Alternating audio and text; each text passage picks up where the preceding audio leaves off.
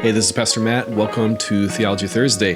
Took a couple weeks off because I had a couple of really long videos, and I figured it'd be good to give you a chance to catch up on those. But anyways, we are heading straight into the season of Lent. It's Ash Wednesday as I record this, and I got done helping chaperone a group of a bunch of elementary students. We put all of Concordia Lutheran School's students on a city bus, and we took them to an Ash Wednesday service. And the pastor there, he rubbed dust on their foreheads and told them that they were going to die.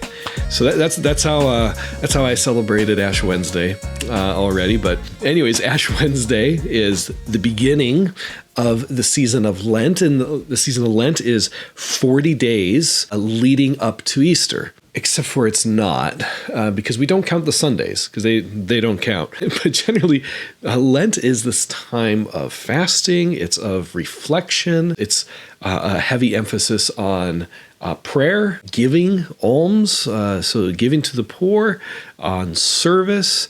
It's kind of taken on different forms depending what tradition you're in, but in general, Lent has been a time to reflect on the brokenness of this world and to experience it viscerally, to experience want, to experience your sin, not to go out and sin more, but to come to grips with what it is and how it's damaged you and damaged others. Lent is about that. It's focusing in on those things so that you get ready for Easter. Historically, that's kind of what it's been. And as with everything, give it enough time and enough boredom, we eventually create all sorts of holidays around it, all sorts of practices around it. For example, this last Sunday that we had our church service, do you know what that Sunday is called? Yeah, Quinquagesima. Quinquagesima. It's the last Sunday before Ash Wednesday. You know what next Sunday is going to be? Quadragesima. Like, we got church holidays with the stupidest names ever. Why? I don't know. But we got them. We also have Sexagesima, which that's not last Sunday, but the Sunday before, and Septuagesima, which is the Sunday before that. Anyways, we haven't just created really awesome names for days surrounding Lent. We have created all these different rules for how to follow it. But it depends on where you're at, right? So if you're in a Catholic church, typically what you will experience is you will fast on Ash Wednesday. The previous day, Fat Tuesday, you got fat on pancakes and maybe alcohol. But then Ash Wednesday, you fast at least one meal, and Good Friday, you fast at least one meal, or like two partial meals. But then each Friday of Lent, you don't eat meat, right? And this is why you often have fish fries, because apparently fish aren't meat. Yeah. Anyways, my tradition was charismatic, Baptist, Pentecostal-ish, and Lent was just seen as this Catholic thing, and we don't do it. Lutherans are kind of funny because we're often seen as like half Catholic. We're not, but we do like some of the histories around this. But my tradition from a pietistic Lutheran is Lent means you have Ash Wednesday service, and then you have Lenten services with a meal each Wednesday.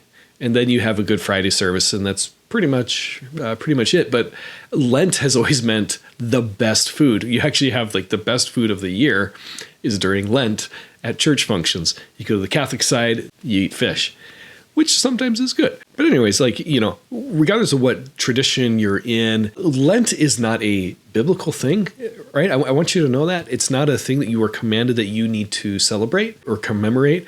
It's not a thing that you are instructed to do by watching what Jesus did. Early church did not celebrate this. This was not a thing. And yet, I'm going to tell you, it's a good thing. It's maybe not a biblical thing, but it's a really wise thing. And I'll give you two reasons why. All right, the first reason is, as humans, we are very good at forgetting the things that we really should remember. And this is especially true with our fallenness and sin.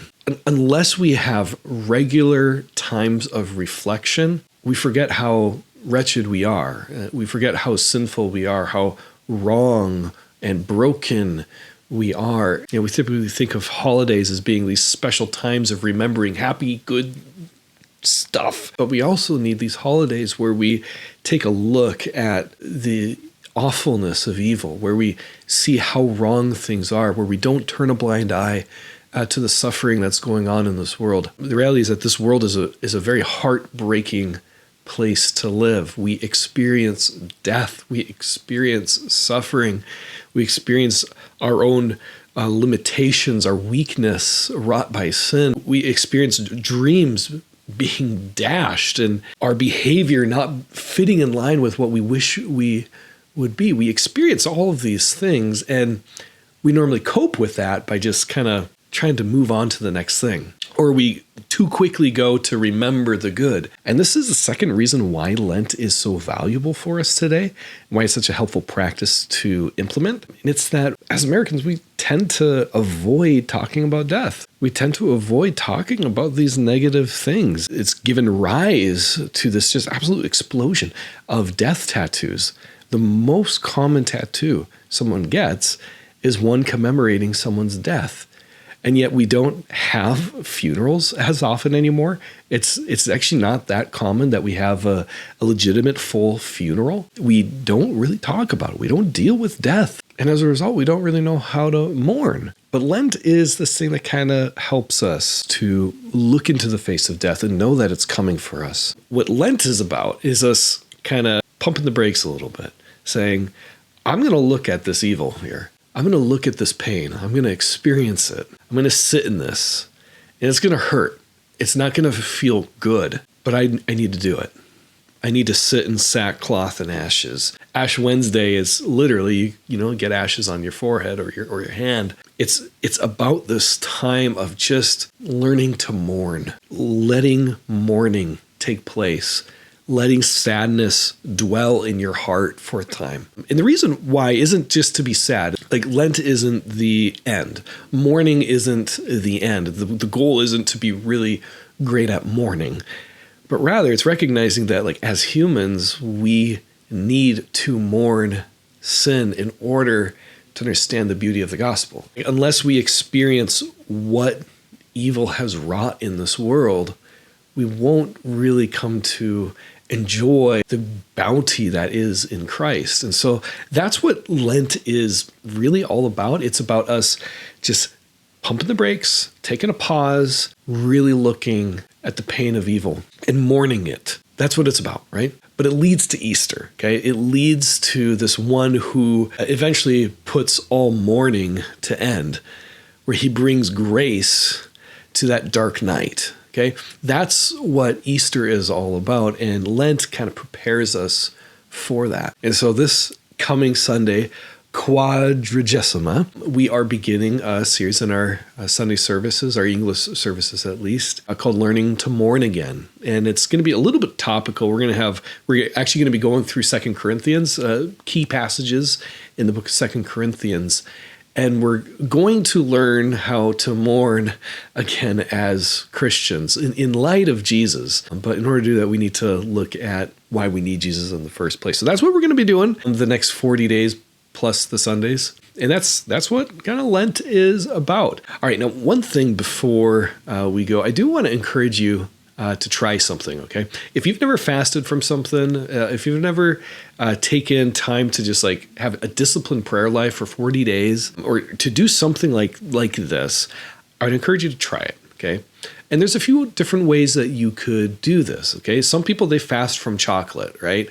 Or they fast from video games or from social media or, stuff like that. You could do that. I would encourage you to not just like remove the thing and then just try to go about life. Remove the thing and spend that time in prayer or spend that money doing something for God's kingdom, okay? You donate to charity or something like that, right? That is a really helpful practice.